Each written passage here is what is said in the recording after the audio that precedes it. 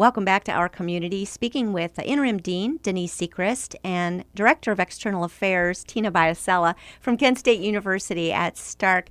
Before the break, we were talking a little bit about the theater department. And I understand you've got something kind of special coming up next month. What's that? Well, we're very excited at partnering with the Canton Repository on their bicentennial celebration. When they approached us, they said, boy, wouldn't this be a great opportunity for the theater department to collaborate with it to basically showcase what has happened in our community over 200 years. So we have one of our faculty members, adjunct faculty members, who actually has written the play and worked with Gary Brown from the repository to come up with the play, basically chronologically all the impacts of what happened in the community over the past 200 years. So we're very excited to be performing that at the end of February. And tickets will be going on sale probably, I want to say, the beginning of February. And I think it's going to be a great opportunity for us to learn more about our hometown and what impacts have gone on through the community over the past 200 years and how national issues actually affected what was going on in our own backyard. Absolutely. Yeah. Oh, that'll be very cool to see. All right. Who are the actors in this kind of a thing? Are you pulling from your own student body or anyone in the community? We had an open casting call. Cool. So anyone, and I really don't know who is actually. I don't, but it's going to be so exciting. And I think when you bring these historical figures and points of interest to life in a contemporary sort of way, it really will be so meaningful and impactful. And you're so right, though, Susie, because when I said that when we were bringing these students in and we're not that active on the weekends and evenings, I almost feel like I misspoke a little bit because we are an active. I mean, really the only thing that we don't have happening at the campus is the residence halls, Right. Because we have all of these student organizations and leadership academies for students to participate in. And actually, that's a joint venture with our neighbors co-located on our campus, Stark State. And so we have this wonderful leadership academy. Most of our departments have their own student organizations, so a history club and a criminology club and all of these kinds of activities, but at least 70 student organizations. Absolutely. Oh, that's amazing. I think people would be surprised to find that out. Well, and the students are so engaged. I think one thing that I love about my job is just interacting with the students, and I get to do that on a regular basis. And I had a group of students come to me saying, we're aware that we have poverty on the campus ourselves. And so even with all of the food banks and resources in the community, we'd like to start a food pantry on the campus. Oh, wow. And so they did. And how wonderful was that? And I don't know. I feel like I need to give a little plug here. Fisher's Foods stocked the food pantry. Wow. They said, we'll stock it. We know what the top 10 items are. They came in, we gave them the dimensions of the space, and it has been unbelievable. And people have come in a very discreet way, take what they need. But this is such a source of pride for the students. But that's just one thing. Oh, that's amazing. Our students That's are so wonderful. engaged. But again, they model the behavior of our faculty. Because, again, such dedicated faculty, and our faculty have their terminal degrees. And our faculty, I say this all the time, our faculty could teach anywhere, but they choose to be here. There is such an environment of camaraderie. It's such a happy place. You step up on that campus, and there's scholarship, and there's the excitement of learning going on. But there also is just such warm fellowship. Can you touch on that a little bit? Well, I think what's really great with our faculty is that a lot of times they'll come up with an idea and then they'll say, wow, could we possibly partner with another faculty member to sort of bring it all to life?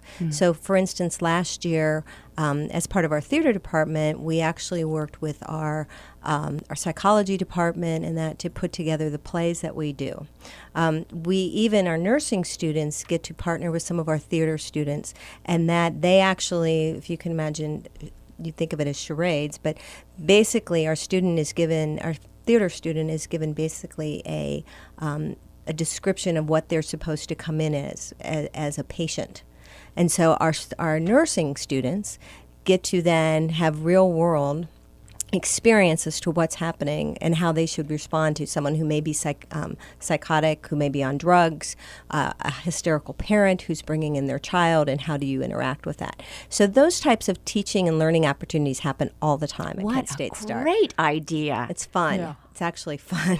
And in a safe environment. Absolutely. Right. So that the first hysterical parent you're encountering is an actor. Absolutely. That is brilliant. That's a great idea. You've also hosted all kinds of national conferences on the campus, and I know the Writers Guild for so many years had the Writers Conference there.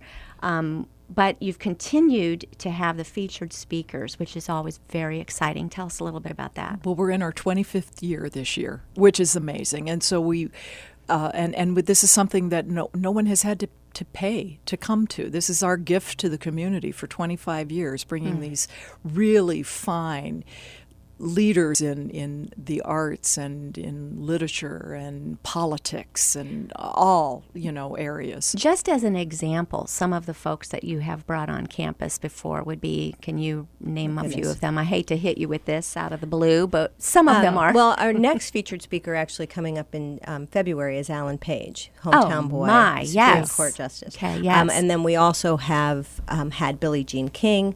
We've had Jack Hanna. We've had Damon John from Shark Tank.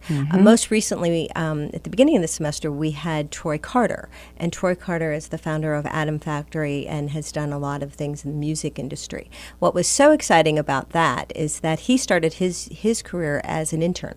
And he used to intern actually for Will Smith before Will Smith became famous as the Fresh Prince of Bel-Air. So our student actually went up to him and said, hey, I'm graduating in music technology. What should I do? And he said, give me a call. He is out in California interning with Troy Carter right now. Awesome. Which is an amazing opportunity. What a great connection. Absolutely. And also now Paul DePodesta, actually, who was with the New York Mets and was the subject of the movie Moneyball, just signed with the Cleveland Browns last week as being their new strategist. So we're a little ahead of the curve on that one. I guess, and let's hope that that's the answer for the Cleveland Browns. Yeah, well, we do hope. Yes, indeed. But through the years, we've had, over 25 years, we've had over 120 speakers who have come in. And truly it is a gift to the community. And it gets a little harder each year trying to find someone who's right on the cusp of breaking through. But we really believe that it's an opportunity for conversation in the community, as well as an opportunity to hear people that you wouldn't normally have. A few years ago, we had Max Weinberg, who's the drummer for Bruce Springsteen. What was so cool about that was he actually sent his music here to our faculty, our music faculty, who worked with a group of students, a select group of students who got to perform then when Max Weinberg showed up. So they had a jam session. So one of the students actually came in afterwards and said, boy, now I've checked that off my bucket list. Can Eric Clapton be next? I said, well, that wasn't happening. But I think it's just such a great opportunity for our students and our faculty and staff to participate, and then the community to hear these caliber student it certainly is. Now, when will this in. next one be taking place? And I'm sure even though it's a gift, it's a ticketed event, it's correct? a ticket. The only thing we ask is your commitment to come and pick up tickets. And we do limit them to 2 tickets each because we find that sometimes people are talking and saying, well, I'll go pick up tickets and I'll go pick up tickets. And so we want to make sure it's an opportunity for everyone. The next one actually is February 25th, Thursday, February 25th, and it is Alan Page. And then we have Mark Kelly that's coming at the end of March. March 30th. And Mark actually, his brother is in space. They are the twins. Oh, right. His brother, they're both astronauts. Yes. And Mark is married to Gabby Giffords. Oh, my gosh. Right. Okay, yes, we know him. Yes, yes. Because we certainly know her. But he'll really be talking about from the science It's and the science exploration and- of what the studies are showing. So there might be interesting. something fun that actually come up with that one, but I can't give a clue You on have that to one go. yet. You have to Well, go. there's a teaser. Yes. So How do you get these people? Who has the connections, or is it someone new every time? Well, I'm a news hound, as you I probably guess, are yeah. too, as well. So I'm always watching to see what's going on, and then the agents are always pitching people. So we're trying to sort of see who's really popular there, and then we really look at our academic offerings because we do view this as an extension of our faculty and our students' educational opportunity. So we look to see what kind of disciplines and what students would actually be interested in coming and hearing that. So we've basically my team puts together about 10, 15 people. Then we go to the dean and sort of talk through and see who's where and what might be of interest, and come up with a list of 4. And sometimes we always hit a home run. We just had Soledad O'Brien. Sometimes we're really good that we get them right before their book has been published, Right. or Yes. some major news. I mean, we've had Anderson Cooper on. We've brought Benazir Bhutto. and we had Christopher Gardner right after his book, Pursuit of Happiness, came out. The Yes. movie came out. So we've been very fortunate in how we bring people to campus. And very generous, because with 5,000 students, you easily could fill up the hall with just Absolutely. them. But to open it up to the community is very generous of you as well. How do we get tickets? Online, or you go to the You school have to pick them go up? to the campus to pick them up, and then actually there'll be an ad in the paper a few weeks prior to then with all the directions on when to come and get tickets. But we do encourage everyone to come early because tickets do go very quickly. We'll be watching for that. Something else that was mentioned very, very quickly was College Credit Plus. That's a great opportunity as well for high school students. Denise, It tell is. us a little bit about that. Well, we're able to bring college credits to the high school students, or to have the high school students come on campus and take classes. And what we've been finding, it's really better for the students, I think, in some respects, if they're able to stay in their high schools, because that allows them then to take the classes for college, but also take their own high school classes and still be involved in all the wonderful things that high school students need to be involved in, all the extracurricular activities and things of that nature.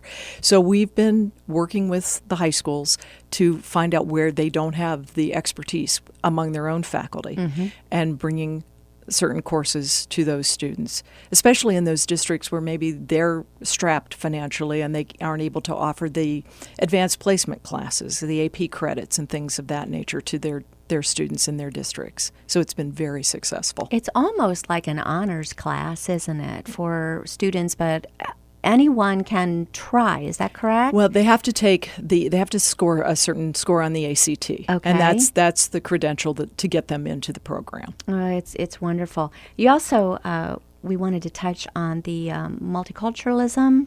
Yes. So we've just made 2 new hires. We made a hire on the campus for outreach program coordinator in multiculturalism, as well as someone to do the global education piece as well. So right now they're building these programs from the ground up because, again, multiculturalism just affects all of our lives. And so we're trying to do more programming and infuse that into our curriculum as well, and other programming as well. Dreaming ahead, what do you want Kent State University at Stark to look like 5 years from now? Oh, 5 years from now. 5 years from now, we could have probably 8,000 to 10,000 students. I want us to be more involved in the global outreach, and I just see opportunities with, we will be talking probably about the 25 classes or complete degree programs that one can accomplish on the campus as opposed to 18. So awesome. It is so great to talk with both of you. I knew our time would just fly. It has been a thrill to talk with Denise Sechrist and Tina Biasella, both from Kent State University at Stark. And thank you for joining us. Most of all, thank you for the Home Appliance for putting us on the air this morning. And but thank you all for joining us for our community. Thank you, Susie. Thank you.